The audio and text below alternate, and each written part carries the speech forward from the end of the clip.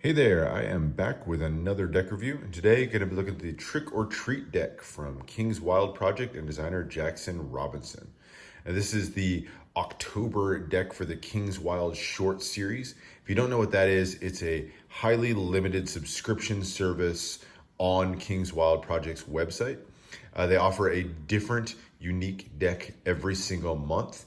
Designs all kinds of different decks, tries out different things, does all kinds of fun designs on there.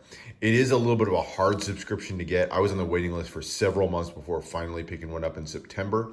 But if you like what you see here or some of the other King's Wild shorts, definitely recommend getting on that list and trying to pick up a subscription for yourself. So subscription comes in 3 different tiers. This is the standard deck. This is the only one that'll be for sale later on his website. 1st of November, you'll be able to pick these up. But there's also 2 other tiers. I get the limited tier as well. Same cards inside, slightly different tuck case. And then these come numbered. So this is 265 out of 400. And then there's a gilded version that I don't pick up, which includes slightly different tuck, same cards, but gilded edges. And I believe those are numbered to 200 or 300 for those. So that's the 3 different tiers you can get. But let's take a look at the October deck, starting with the tuck case. So you can see here, it is a pretty simple design. No words or anything on it. Just features an orange and white striped tuck all the way to the bottom as well. Not even any ad copy or anything on the bottom. All the way around. And then that trick or treat at the bottom, that's actually the cards poking out the top. So this one does not have a top. It's more of a sleeve than it is a tuck case. So you can pull these out here and see it's just kind of this jagged cut across the top here. Makes it look a little bit like a bag of candy. They're kind of a unique, interesting tuck design. Functionally, it's a little bit annoying, I will say. It's a bit tedious to get the cards in and out of here without blunting those points up there. But it is a fun design nonetheless. No printing on the inside of the tuck case, just a plain cardboard tuck with that matte finish. So nice, interesting, fun tuck case. But let's take a look at the cards. We'll start with the back design. So it features this borderless orange and white striped background. It says Trick or Treat, and then features that fun cartoony cat wearing a witch's hat there. It's reflected on both sides, so you get a nice 2-way back design. It also has kind of a weathered look in the background, so you've got kind of scratches and splotches, which give it a little bit more of a vintage look. But that's it. That's the back design to the cards. Nice, like what they did there. Fun, on theme for sure. Just a pretty cool casino style back there. Flipping over to look at the cards themselves. So first, what you would call your ad card. It says Trick or Treat, Smell My Feet. So reminiscent of that old kids rhyme that people would say, trick or treat, smell my feet, give me something good to eat. Fun, funny little ad card that you get here. Features that foot that's been cut off with the bones sticking out. And of course you can tell it's smelly with all the flies and the stink lines around it.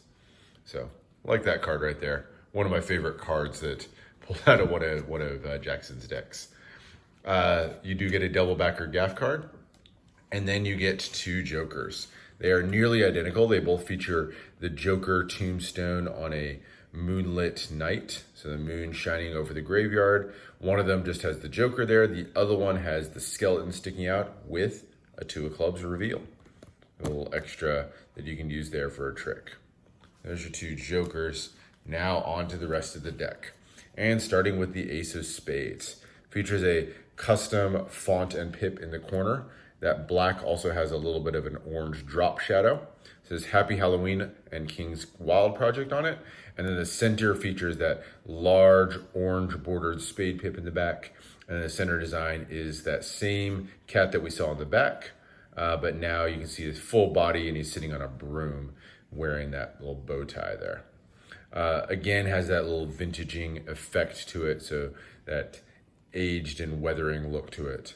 So not bad. Fun little Ace of Spades. The number cards are going to be pretty familiar layout and pip design. If you've seen a lot of Jackson Robinson's decks, he uses these kind of fatter pips here.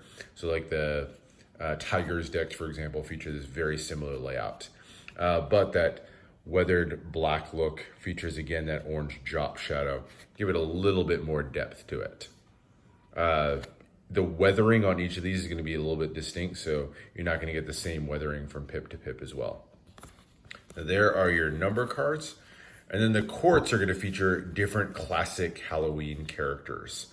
So just some of the classic costumes that you might see if you go out on Halloween night. So here are the spades. You've got the Jack is the skeleton, the queen is the witch, and the king is Count Dracula. Two-way designs here.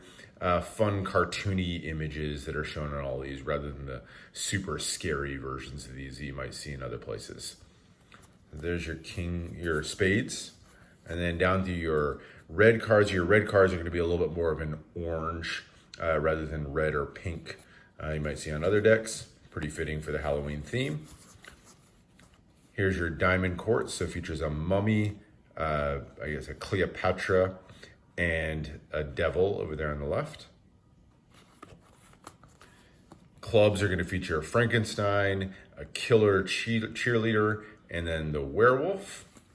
And then down to your club number cards. And last but not least are your hearts, featuring the pirate, princess, and ghost. And then down through the rest of your hearts, and ending with the ace of hearts. So that's it. That is the deck. It's a fun, cartoony design. I do like the work that was done there. Kind of reminiscent to me of like old, Count Chocula boxes, that kind of cartoony style there. Fun, not an overly scary or anything like that design. Just a fun design to look at. The handling of these is nice. Not sure where these are printed. I'm guessing Make Playing Cards, which is where he prints a lot of the King's Wild Shorts decks, so you can turn out a bunch of them in time. But it looks nice in fans, that weathered look. You also get that kind of striping effect there just because of that borderless back design. And then if you do even slightly wider fans, you can get a little bit of that design showing up there in the corner. So works really well, handles well, no complaints on that front. The deck is good for pretty much anything you want to use it for. You could use this for cardistry or magic. I think with the theme, even though it's a fully custom deck, this theme would work well for a lot of magic tricks and kind of be worked into the routine pretty well. And then just as an art deck, it's a fun one to use.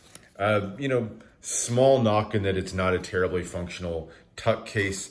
I end up having to, in addition to this sleeve here, I also put it in just a DS1 carrot case, give it a little bit of extra protection. So I end up using one of those just because the tuck itself doesn't really do much to protect the cards, but still a fun and definitely worth checking out deck. So if you're not a subscriber to King's Wild Project Shorts, go pick this deck up when it's available on November 1st.